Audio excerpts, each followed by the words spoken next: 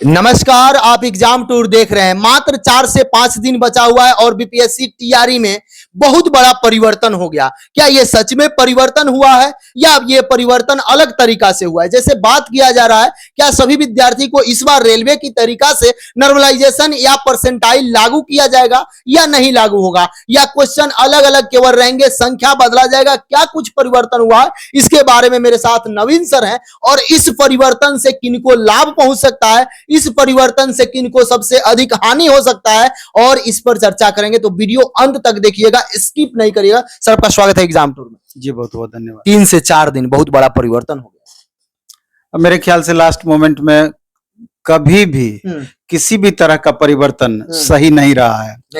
नहीं, लेकिन सवाल ये उठता है कि परिवर्तन किस तरह का, ये बड़ी बात है। क्योंकि आप देख रहे होंगे कि रात में ईटीवी बिहार पर पूरा डिटेल इसका दिखाया जा रहा था।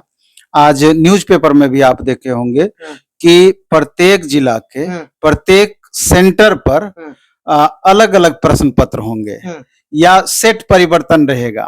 सेट परिवर्तन, अब इसमें दो बातें हैं। सेट परिवर्तन का क्या मतलब हुआ? सेट परिवर्तन का दो मतलब हो गया। एक तो हो गया कि सेट परिवर्तन का मतलब कि अगर क्वेश्चन के क्रम में भी हम परिवर्तन कर देते हैं तो उसको सेट परिवर्तन हम मान सकते हैं। एक जैसे कि पहले से होते आ रहा है, कहीं 1 से 10 एक प्रश्न पत्र हम बनाए, वही प्रश्न दूसरे क्वेश्चन में 10 से 20 में रहा या 30 से 40 में रहा। तो ऐसे कई तरह का सेट अगर हम बना दिए और एक डिस्ट्रिक्ट में अलग अलग सेंटर पर सबको हम अलग अलग डिस्ट्रिक्ट वाइज डिस्ट्रीब्यूट कर दिए, तब भी जो क्वेश्चन आउट करते हैं तो उनको डायरेक्ट वो क्वेश्चन कौन सेट मिला है तो इस पर थोड़ा सा परेशानी है। लेकिन अगर तब भी अगर पूरा सेटे रटवा दे जैसा कि होता आया है, दिक्कत है। अब दूसरी बात ये होती है कि क्वेश्चन परिवर्तन, सेट परिवर्तन का मतलब हुआ कि कंप्लीट क्वेश्चन ही बदल देना। अब 150 क्वेश्चन एक सेंटर पर जो दे रहे हैं, एक सेट में 150 क्वेश्चन, दूसरे सेंटर पर वो कंप्लीट अलग है, अलग 150 क्वेश्चन है, वो भी आपका सेट परिवर्तन हुआ। तो अब समझना ये है, जो कि अभी तक क्लियर नहीं है, ना तो टीवी में दिखा रहा था, ना उससे क्लियर है, ना आपको पेपर में दिया है न्यूज, उससे क्लियर है कि कौन सा उसमें चीज लागू होना है। तो अगर क्वेश्चन परिवर्तन हो जाए तो कई तरह की परिस्थितियां फिर बनेंगी। या तो चूंकि वो अलग अलग, जैसे सीटिंग में एग्जाम कभी भी होता है तो एक सीटिंग का लेवल अलग रहा, दूसरे सीटिंग का लेवल अलग रहा, तो क्वेश्चन परिवर्तन अगर कंप्लीट कर दिया जाए तो फिर वही बातें यहाँ पर भी हो जाएगी। तो उस परिस्थिति में सिमिलर करने के लिए या तो नॉर्मलाइजेशन का प्रोसेस अपनाना होगा या परसेंटाइल का प्रोसेस अपनाना होगा।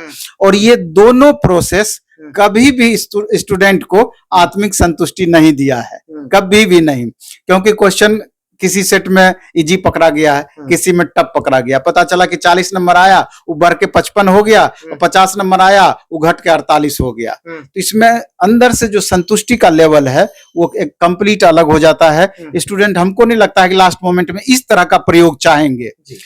नंबरिंग परिवर्तन हो जाए तो ठीक है, वो तो एक एवरेज हो गया, कहीं कोई दिक्कत ही नहीं रहा। तो अब देखना आगे चल करके होगा कि क्या रहती है। मतलब सर, परसेंटाइल या नॉर्मलाइजेशन तभी लागू होगा जब टोटल सेट बदल जाए, टोटल क्वेश्चन बदल जाए। तब यदि क्वेश्चन नहीं बदलता है, केवल नंबरिंग बदलता है, तब कोई दिक्कत नहीं, तब कोई दिक्कत नहीं है। और लास्ट मोमेंट में ऐसा करना भी नहीं चाहिए। आप अपना पूरा व्यवस्था देख लीजिए कि कैसे दुरुस्त करेंगे सरकार, जिससे कि किसी भी तरह का ये भ्रष्टाचार या क्वेश्चन आउट या अब तक जो जिस तरह का इस परिस्थितियां उत्पन्न हुई है वो दोबारा ना हो जाए। इस पर कैसे कंट्रोल रखेंगे, चाहे आप जहां क्वेश्चन प्रिंट करा रहे हैं वहां से लेकर के सेंटर पे क्वेश्चन पहुंचने तक का प्रोसेस को आपको दुरुस्त करना होगा। नहीं तो पिछली बार जैसे बताया गया, कुरियर से ही क्वेश्चन गायब हो गया, तो उस तरह की परिस्थिति यहां पर नहीं आनी चाहिए।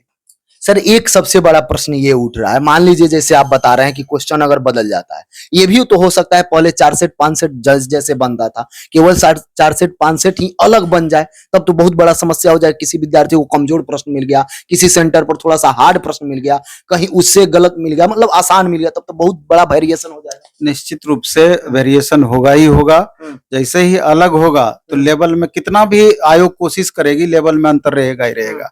फिर वहां जाकर फिर वही प्रोसेस अपनाने वाली बात रहेगी, नॉर्मलाइजेशन या परसेंटाइल वाली बात।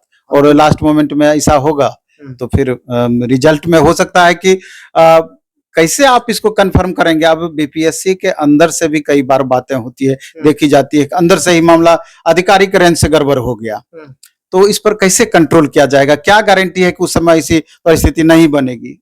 तो बहुत तरह की बातें हैं। मेरे ख्याल से अभी छात्रों के दिमाग में ये वो आपको की स्थिति भरनी भी नहीं चाहिए, और तमाम छात्रों को हम कहना भी चाहते हैं कि आप इससे एकदम अलग रहें। जो भी परिस्थिति बनेगी आप उसका सामना करेंगे। अगर इस तरह का तनाव दिमाग में ले लेंगे तो एक के 2 नंबर आपका प्रभावित हुआ, वो रिजल्ट को आपको प्रभावित कर देगा। इसलिए लास्ट मोमेंट में लगातार आप रिवीजन करते रहिए, लगातार अपने कमजोर पक्ष को समझने का प्रयास कीजिए। करंट वगैरह अच्छा से 6 महीने का आप देख लीजिए, जो भी आप पढ़ाई किए हैं खूब अच्छे से उसका रिवीजन कीजिए, यही सब चीज कीजिए, और एकदम दिमाग को शांत रखिए कि एग्जामिनेशन फोबिया वाली बातें जो होती है लास्ट मोमेंट में जानते हुए हमारा क्वेश्चन जो गलत हो जाता है प्रेशर की वजह से, इसको आप तभी दूर रख सकते हैं या दूर कर सकते हैं जब सब्जेक्ट पर पकड़ आपका बेहतर रहे।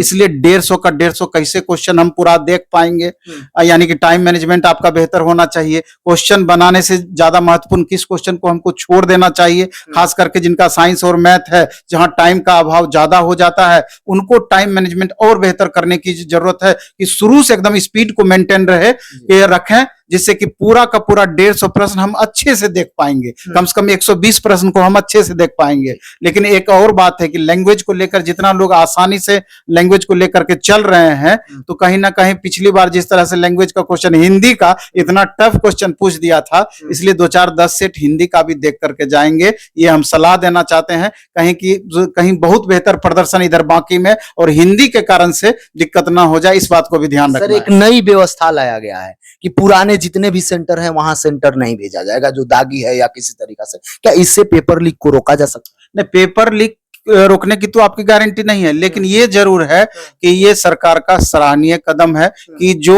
पहले से दागी सेंटर है जहां गड़बड़ियां हुई है, तो फिर से आशंका रहती है कि अगली बार कहीं फिर लूप होल ना रहे, तो उसको दूर करने का सरकार प्रयास की है। सर, एक परिवर्तन और किया गया है और बीपीएससी ने साफ तौर पर बताया, चूंकि पेपर में कोई भी बात निकलता है तो वहां के अधिकारी से बात होती होगी या सक्षम पदाधिकारी होंगे वही बताते होंगे। पेपर में यह बोला गया है कि रिजल्ट 10 से 14 के बीच में प्रयास करेंगे, लेकिन लगाया गया है कि शिक्षा विभाग से और सुप्रीम कोर्ट का। तो क्या लग रहा है?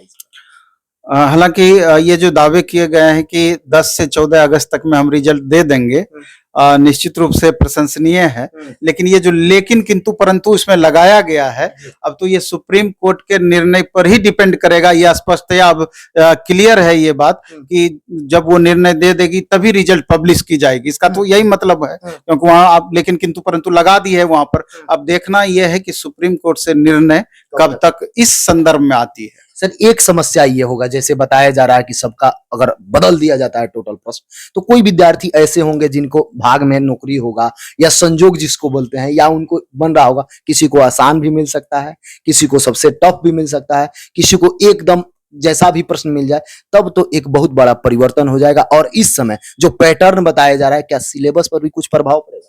नहीं, सिलेबस तो जो है वही है, उसमें प्रभाव नहीं। लेकिन अभी जो आप बात बताए कि किसी का भाग्य चमक जाएगा, आसान क्वेश्चन मिल जाएगा, तो नहीं, ऐसा होता नहीं है। जैसे ही क्वेश्चन परिवर्तन होगा तुरंत ये चीज इंप्लीमेंट होगा, नॉर्मलाइजेशन वाली बात। और जैसे नॉर्मलाइजेशन वाली बात लागू होगी तो हमारा बहुत खट्टा मीठा इसका अनुभव रहा है रेलवे के संदर्भ में।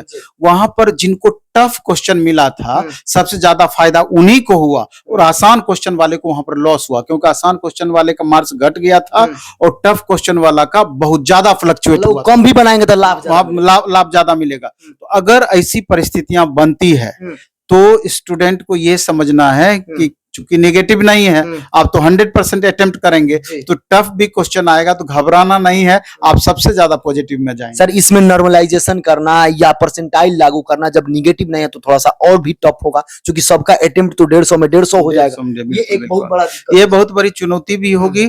नहीं, चूंकि इसमें क्वेश्चन का लेवल को ध्यान में रख करके जो उसका फॉर्मूला है नॉर्मलाइजेशन का या परसेंटाइल का, तो नॉर्मलाइजेशन के फॉर्मूला से इसको निकाला जाता है, इसलिए करके बहुत डेविएशन इसमें नहीं होगा। लेकिन फिर भी हम देखते हैं कभी भी इस तरह का प्रोसेस होता है, स्टूडेंट अंदर से एकदम बेचैन रहते हैं, संतुष्ट नहीं होते हैं। जिनका रिजल्ट हो गया तो वो तो खुश होते हैं, नहीं तो 100 बहाने होते हैं, बहुत बड़ा टफ आ गया। सर, अब क्या करना चाहिए? मात्र 3 दिन बचा हुआ है और कुछ आप कर रहे हैं जो बता दीजिए। नहीं नहीं, कुछ करने वाली बात नहीं है। हम तो मैराथन वगैरह बहुत सारा चला रहे थे, लेकिन लास्ट मोमेंट में मैराथन को भी हम सीमित करने वाले हैं, क्योंकि लास्ट मोमेंट में जितना स्टूडेंट खुद को सेपरेट कर ले, जितना सीमित खुद को कर ले, उतना बेहतर है। और आराम से खुद आप लगातार स्टडी कीजिए, लगातार रिवीजन कीजिए, एकदम पैक हो जाइए आप। हम तो यही कहते हैं कि 3-4 दिन एग्जाम से पहले तक एकदम पैक हो जाइए, खुद का पढ़ा हुआ, खुद का सेट बनाया हुआ, खूब उसको अच्छे से रिवीजन कीजिए, खूब अच्छे से रिवीजन कीजिए। वही मैक्सिमम आपको संतुष्टि भी देगा और वही मैक्सिमम आपको फायदा भी पहुंचाएगा। खाली ये रहे कि किसी भी तरह का तनाव खुद पर ना हावी होने दें।